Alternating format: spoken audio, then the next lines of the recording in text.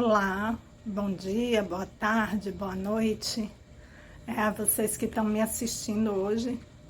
Eu vim falar um pouquinho sobre aprender, né?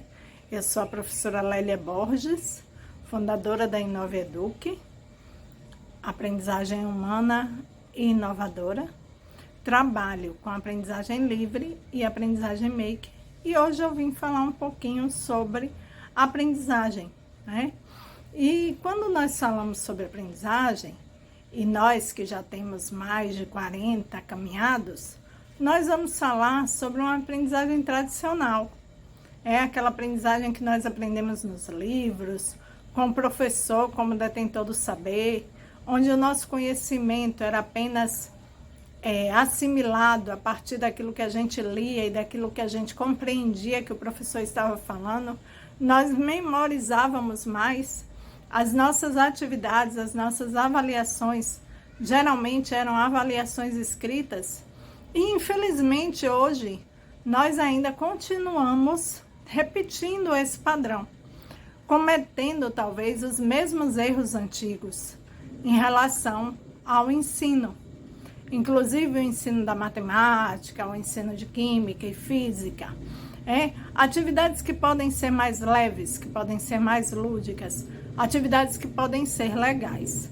A aprendizagem livre, ela traz isso, ela traz a percepção de que a criança, o adolescente e até o adulto, ele aprende fazendo, ele aprende criando, ele aprende se responsabilizando por aquilo que ele está aprendendo. Então ele vai buscar. Hoje nós temos acesso às mídias, à internet, ao desenvolvimento de pesquisa. Então as crianças, essa nova geração, chamada geração Z, elas têm uma facilidade muito grande de passar por essas mídias, pela internet e pesquisar e aprender de forma clara a respeito de coisas que nós nem imaginávamos na época que nós éramos estudantes. Então, elas aprendem fazendo. Mas, no decorrer do tempo também, nós pensamos e vemos na sala de aula, nas nossas salas de aula, nas escolas, as crianças terem dificuldade em aprender. E também terem o que nós chamamos de transtorno de aprendizagem. A dificuldade às vezes é muito confundida com o transtorno. E quando nós falamos de dificuldade em aprender, existem crianças que o tempo delas é diferente do tempo do outro. Então essa criança precisa ter tempo para amadurecer a ideia, para pensar a ideia, para desenvolver aquilo. Às vezes ela desenvolve muito mais criando, desenhando, fazendo, do que lendo ou escrevendo a respeito do tema. Então, ela aprende co-criando, né? E isso não quer dizer que ela não saiba sobre aquele assunto. É muito mais fácil para ela aprender assim.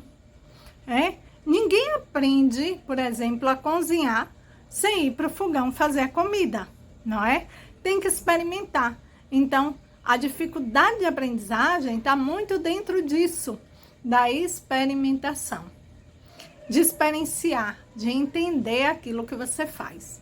E as crianças hoje têm muita sede disso, de aprender junto, aprender fazendo. E o transtorno não. O transtorno de aprendizagem, e existem alguns muito conhecidos, como TDAH, dislexia e outros transtornos, esses sim são considerados transtornos de aprendizagem. Isso não quer dizer que a criança não aprenda. Ela aprende também, como eu disse, também no tempo dela. Mas essa criança, ela vai ter um diferencial. E é engraçado, porque colocam no pacote, a criança tem um transtorno, ela não sabe fazer.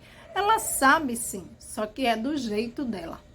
O disléxico, ele pode escrever um livro, né? Eu conheço uma criança que escreveu um texto completo e a história dele tinha 7 laudas. Significa que ele tinha imaginação.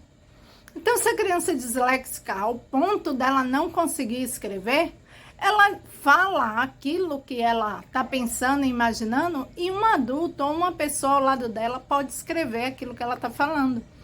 Isso é uma forma de aprendizado também.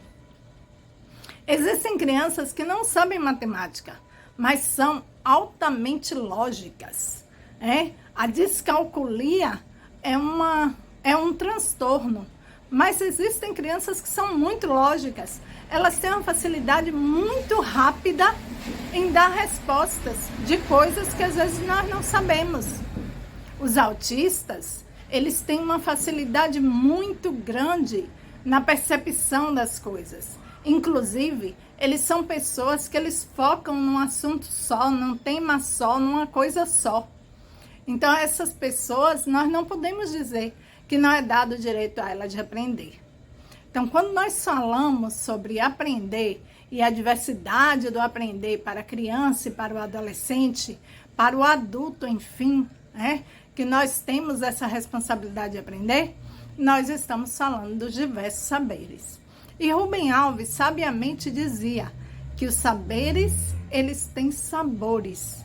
E esses sabores devem ser mágicos na nossa boca. Hoje, nós precisamos ensinar as nossas crianças e aos nossos adolescentes a sentir esse sabor, a saborear o aprendizado, a entender que aprender é gostoso e bom demais e faz a diferença nas nossas vidas. Obrigada.